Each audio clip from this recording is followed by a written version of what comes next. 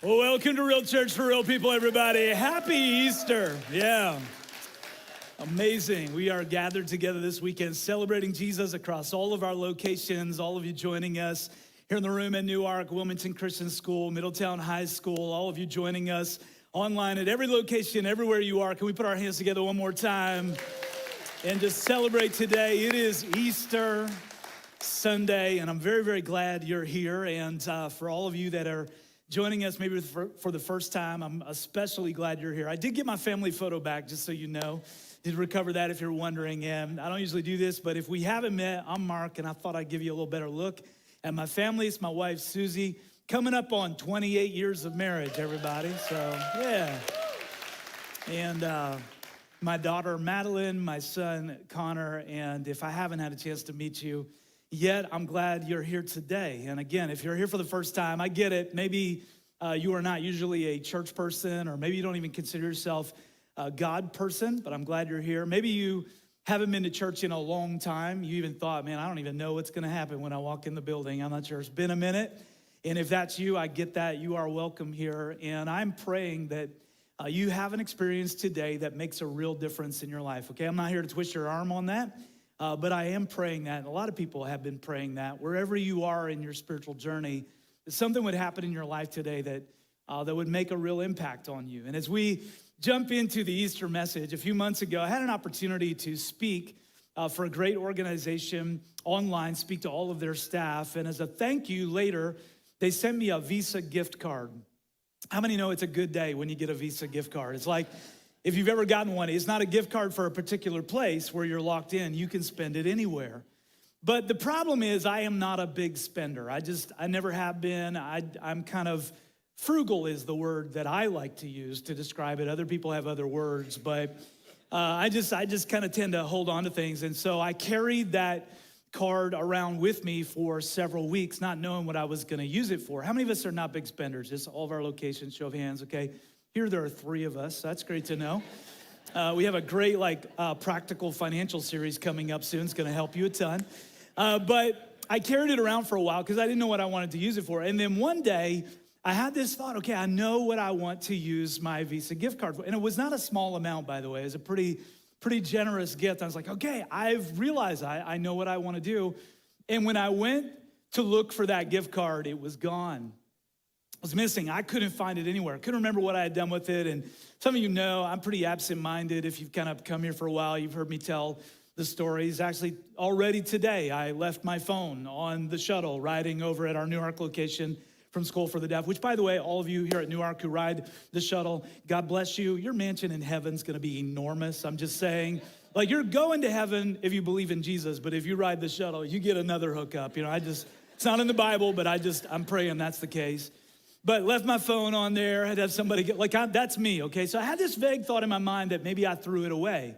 You ever get like this little thought, like I vaguely remember absentmindedly doing this? And so I did something weird. I didn't know it was weird until I shared it with a few other people, and they confirmed that's weird. So I put the trash out the night before, went and got the trash can from the curb, brought it up into the garage, dumped it out over the floor of our garage, put a pair of gloves on, and started raking through our trash looking for this Visa gift card.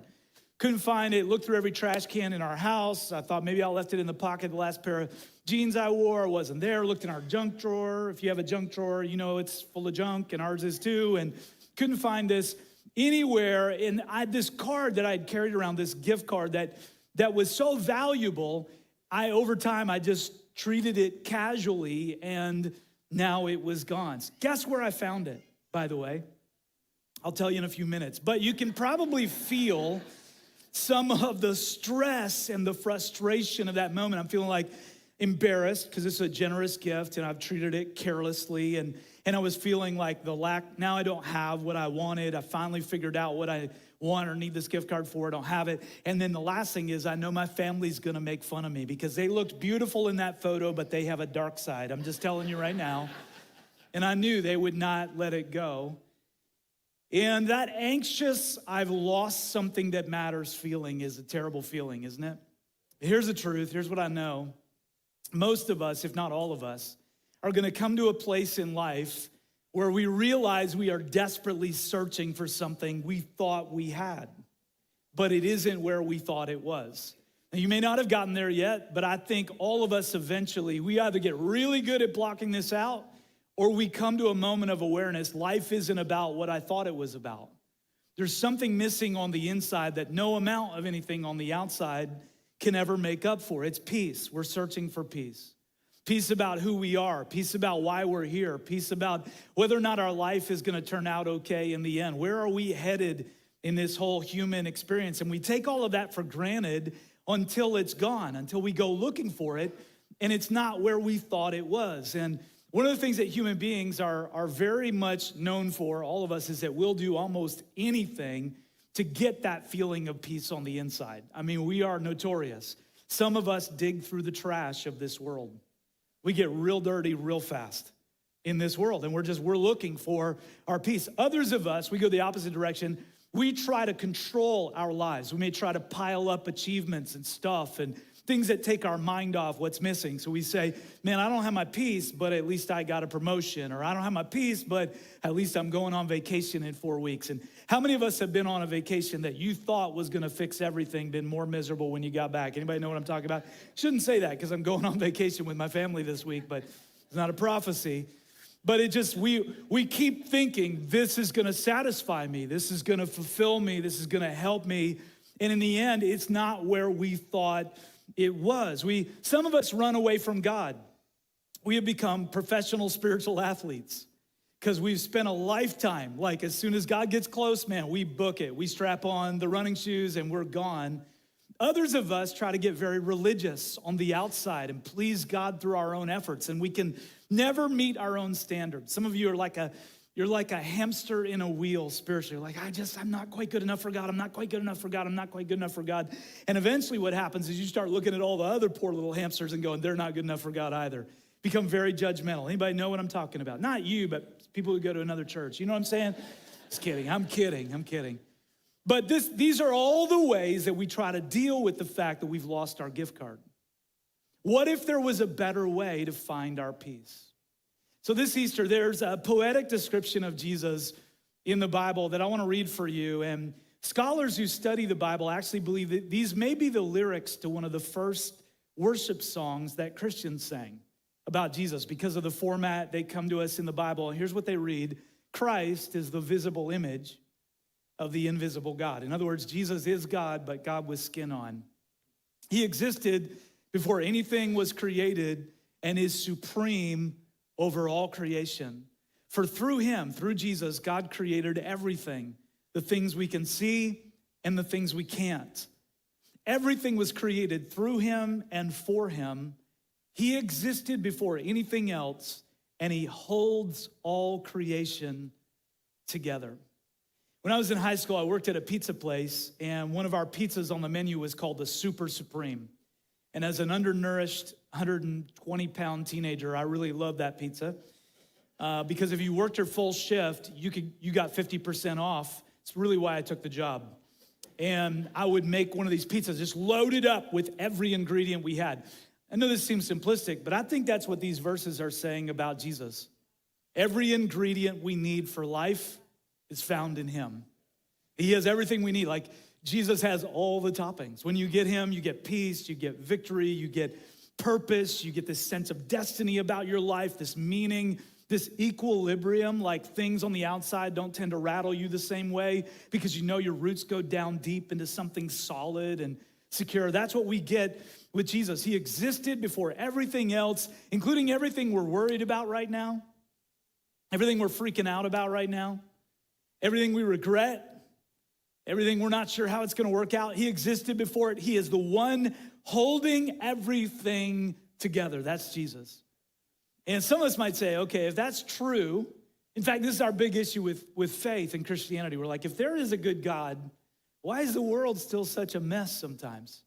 Why is it so broken? Why do people treat each other the way they do? And here's the short answer. It's a great question. Here's the short answer. We lost our gift card. We were created, every one of us created in the image of God, meaning there's a divine spark inside all of us. But we carried it casually. We didn't really pay attention to it. We got distracted from it. And when we needed it, It was gone, and we'll come back to that in a moment. But first, more about Jesus. For God in all his fullness was pleased to live in Christ. Jesus said it this way, if you've seen me, you've seen the Father. And through him, God reconciled everything to himself. He made peace with everything in heaven and on earth by means of Christ's blood on the cross. And what does that mean? Everything has been reconciled. Why did everything need to be reconciled in the first place? Another thing I did in high school was I took an accounting class. And if you're a little nervous, if you're like, are we about to get technical with accounting? No, we are not. I don't remember any of it. Except for one thing, okay? One thing, and that is this, because our teacher said it over and over and over again. For every debit, it's waiting for my accountants. I know you're here, or you're not. There must be an equal or opposite credit. Okay, it's as deep as we're gonna get. How many of us took accounting classes? How many accounting majors? All our locations, show of hands. Keep it up just for a moment if you would. If you're late on your taxes, this is who you wanna see after the gathering today. They'll be in the cafe. I'm just kidding. Sorry, accountants, I know. But that's all I remember. For every debit, in other words, you have this chart of accounts. This is accounting 101, made very simple. This chart of accounts. On one side are your debits, on the other side are your credits. If something gets created on this side, it has to be compensated for on this side. Everybody tracking with me? Okay, it's very, very simple.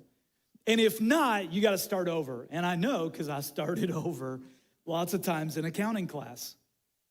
God looked at my life and saw that it was out of balance.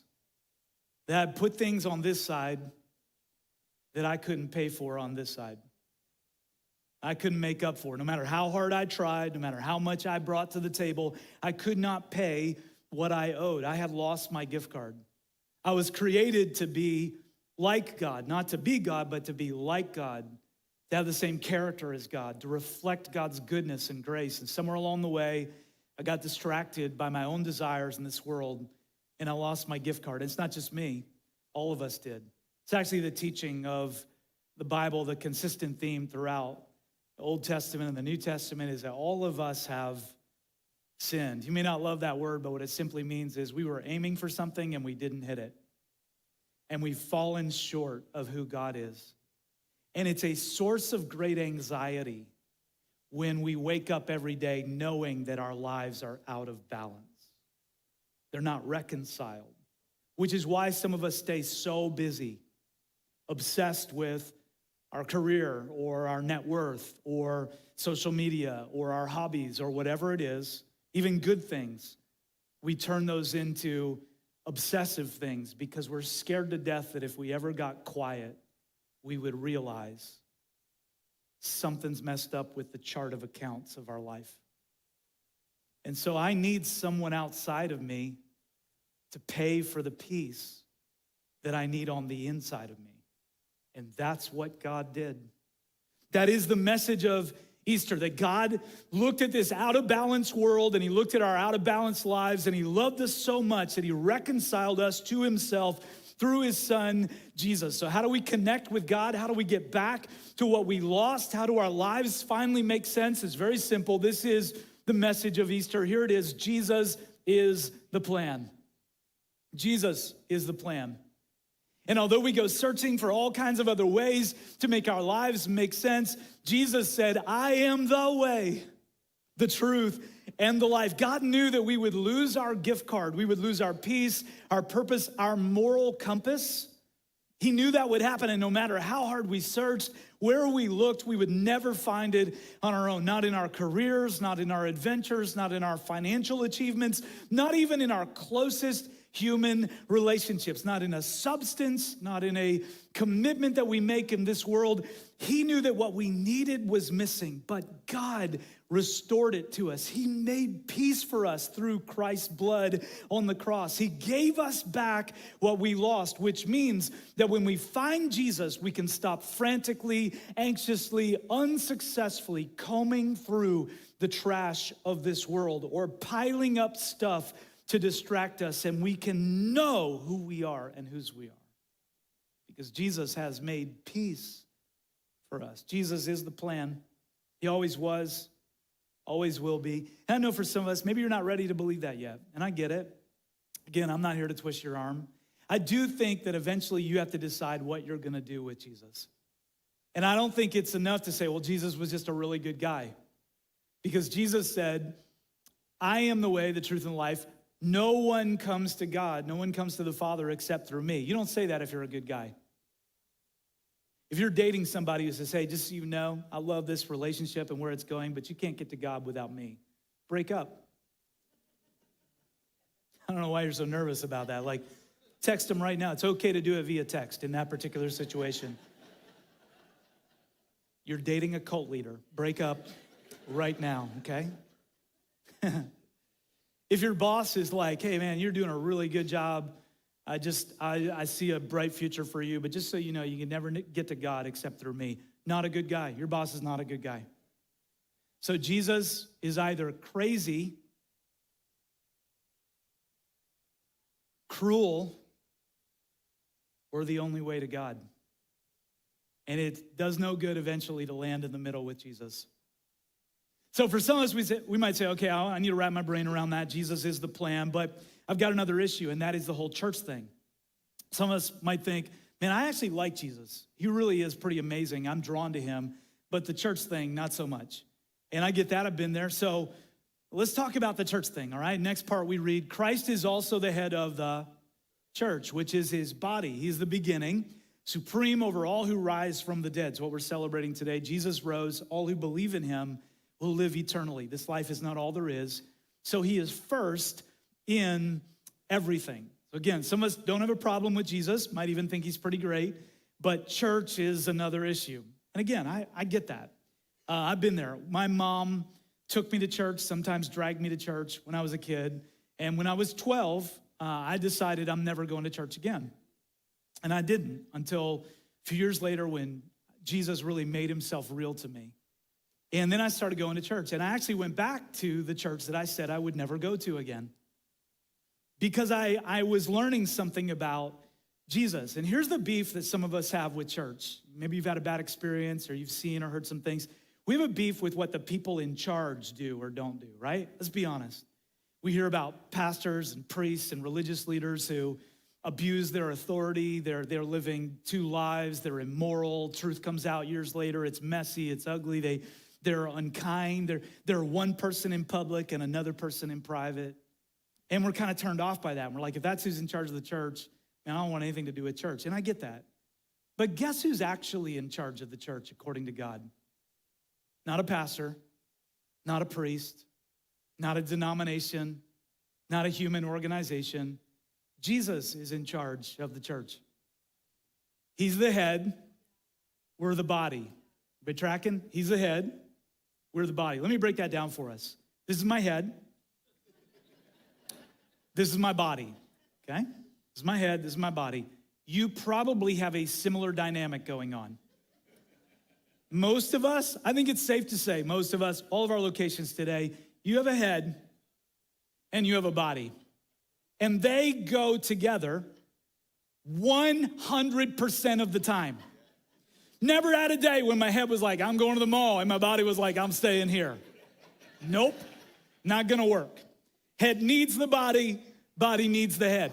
If I sprain my ankle, my head does not attempt to lean down to my ankle, put some ice on that bad boy, and elevate it. It sends signals to my body to get involved. Now, there might have been a day when I was almost, but I'm not. I can't do it. My head can't do it without my body can't do it without my head. If there's no head, my body's like, what? Sprained ankle. And if there's no body, the head's like, I really want to get healing to where the pain is, but the body's not cooperating. Jesus is the head, church is his body, inseparable. He's never had a day when he said, I'm going to the mall, and his body said, we're staying here. So what is church supposed to be? It is a community of faith where Jesus is first in everything. And yes, there are human leaders, but listen to me very closely. Human leaders come and go. Jesus remains the same yesterday, today, and forever. He is the head of his church. And church looks like this. He leads, we follow. He sends signals, we respond with faith. He's the head, we're his body, we're his hands and feet. You say, why does that matter so much? Because some of us have spiritually sprained ankles and we wonder why the head isn't healing us. And Jesus says, I want so much to heal you, but I work through my body. And you can't disconnect yourself from my body and get everything I have to offer you as the head. So Jesus is the plan, and church provides the path.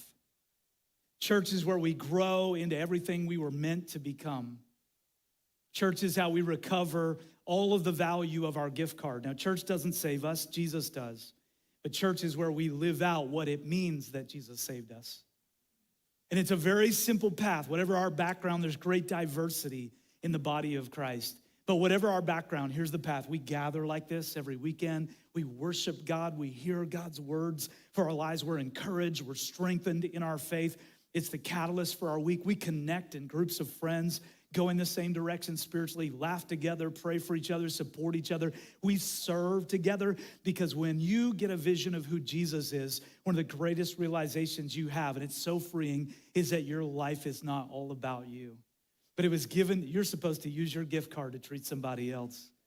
And that is what it means to take shape spiritually. And church is the environment where that happens. He leads, we follow, and it works. You should try it. It will work for you.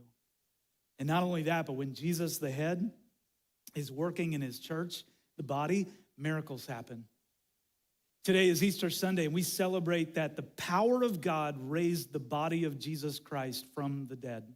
He died on Friday. He lay buried in a borrowed tomb on Saturday. On Sunday, Resurrection Sunday, the power of God raised Jesus' physical body from the dead, and now that same power is at work in his spiritual body.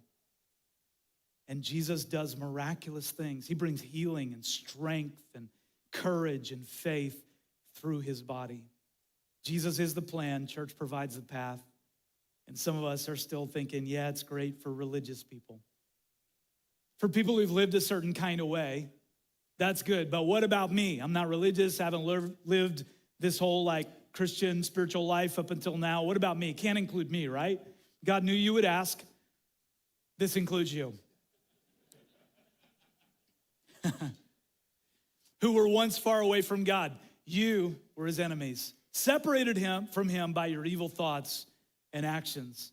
Yet now he has reconciled you to himself through the death of Christ in his physical body. And as a result, he has brought you into his own presence, and you are holy and blameless as you stand before him without a single fault. Yes, you. And I know some of us are going, yeah, but I don't know. I don't really appreciate God's language here. I'm not his enemy. I try to live a good life. That, by the way, some of us, that's our plan. We're like, I'll tell you how I know I'm getting into heaven. Have you met my neighbor 3 doors down?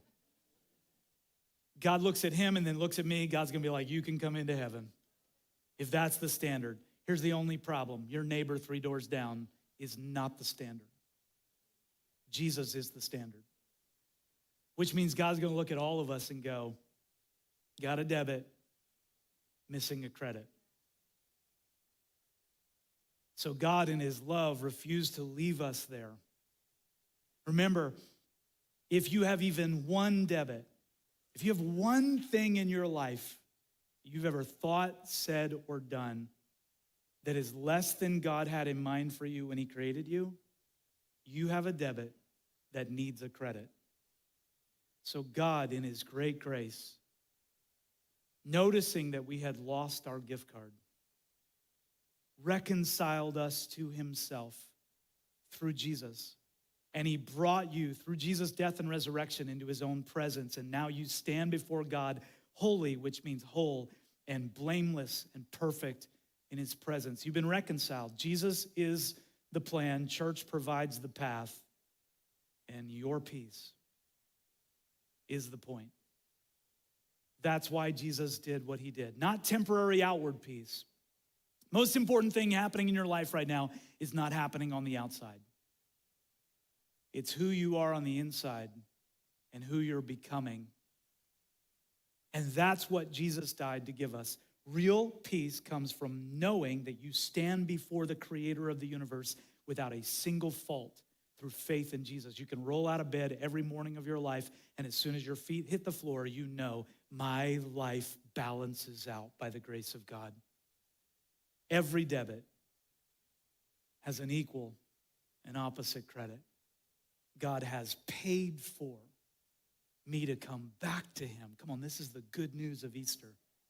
And I stand holy in his sight. Doesn't matter what I've done, where I've been, he has reconciled me to himself. 9 years ago, a woman named Angie was diagnosed with MS and severe memory loss.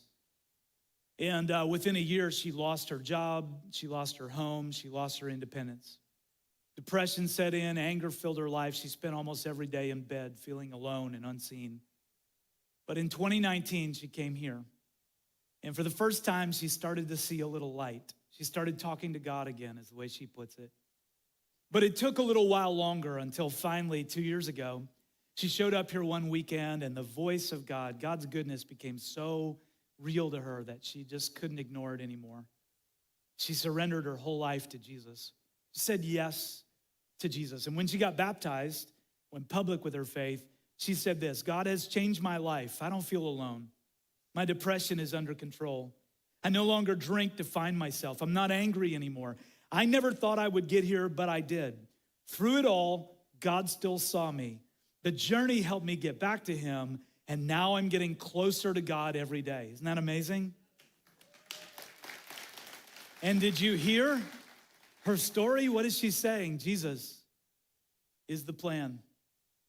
Church provides the path.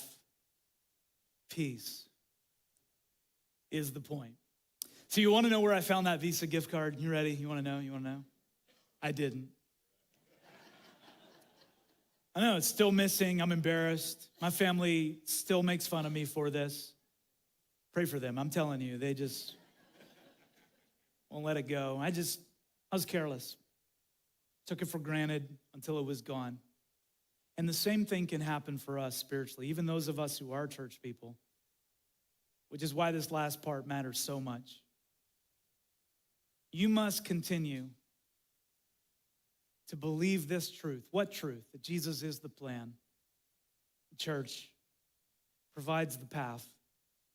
And peace is the point. And stand firmly in it. Don't drift away from the assurance you received when you heard the good news. If you've lost your gift card in life, your identity, your peace, your purpose, Jesus is the plan for you to find it again. You don't have to spend the rest of your life combing through the trash or piling up distractions, empty on the inside. And when you've found Jesus, continue to follow him. Stand firmly in your faith. If you've drifted, today's a great day to come back. Jesus, the giver of life, wants to welcome you back. And a simple way you can come back to God is to literally come back. Next Sunday, all of our locations, we're going to continue this theme of peace. We're going to wrap it up and show you how you can experience it every day of your life on the inside, no matter what's happening on the outside. So come back. Give God a shot. You've given almost everything else a shot. Give God a shot. And in the meantime, here's the good news and the assurance of Easter, that Jesus, the one who died and rose, is holding all creation and all of your life together. He is supreme over sadness and joy, sickness and success, over fear and hope. He has all of the ingredients you need for life. The good news is Jesus is the plan for your life. Always was, always will be the plan God had in mind. Church, the body of Christ, is a place where you can come and find the path to living who you were always meant to be.